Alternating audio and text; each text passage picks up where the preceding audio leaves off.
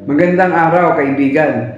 Ngayon naman ay pag-uusapan natin o aking ibabahagi sa inyo ay patungkol sa ano ba ang impyerno at sino ang pupunta sa lugar na iyon.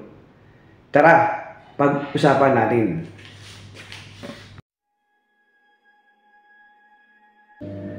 At meron akong kaunting video na ipapakita sa inyo ng mga scientists na nagdiskubre noong 1970 kung ano ang nasa ilalim ng lupa.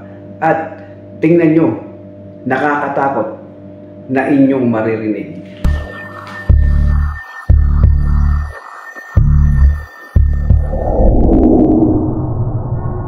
The Soviet Union drilled a hole more than 12 kilometers deep in Siberia, which shares borders with Norway and Finland. The project to drill into the Earth's surface began in the 1970s, when Soviet scientists wanted to learn more about the Earth's crust. Over 2 decades, they managed to dig more than 7.5 miles down into the Earth. The drill broke through into a cavity, and the scientists lowered some equipment to see what was down there. An extremely heat-tolerant microphone, along with other sensory equipment, were lowered into the well. The temperature was about 1,100 degrees centigrade, about 2,000 degrees Fahrenheit. But the real shocker was the disturbing sound that was recorded. They only got about 17 seconds of audio before the microphone melted, but it was 17 horrifying seconds of the screams of the damned. The screams of the hell.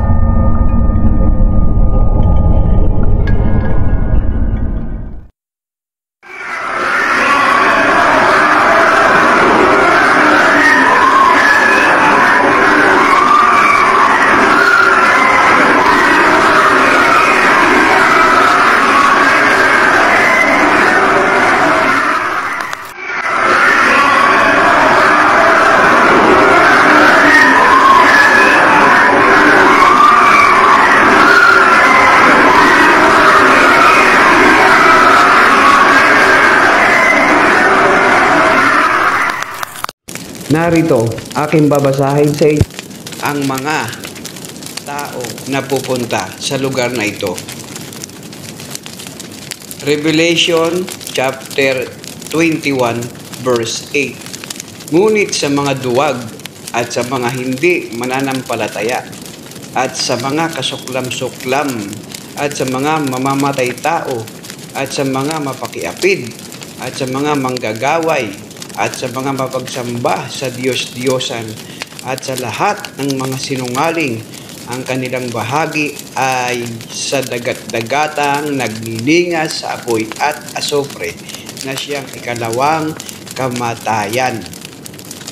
Ayan po at inyong narinig ang salita ng Diyos na nagsasabi, ang lahat ng mga taong nabanggit o gawa ng tao sa laman na nabanggit ay dito po sa nagniningas na apoy mapupunta.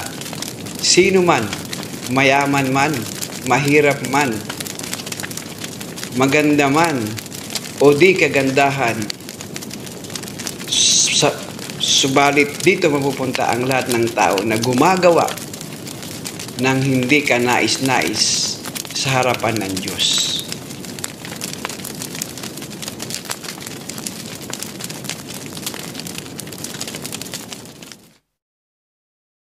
Ayon sa iyong napanood, ano ang iyong napansin, ano ang iyong naramdaman, kaya't sinasabi ko sa iyo, kaibigan, habang mayroong pang pagkakataon, habang mayroong pang panahon, tayo ay gumawa ng naayon sa kalooban ng Diyos. Mamuhay ng mabuti, gumawa ng mabuti. Dahil yung iyong nakita ay hindi mo pa talaga mararamdaman ngayon.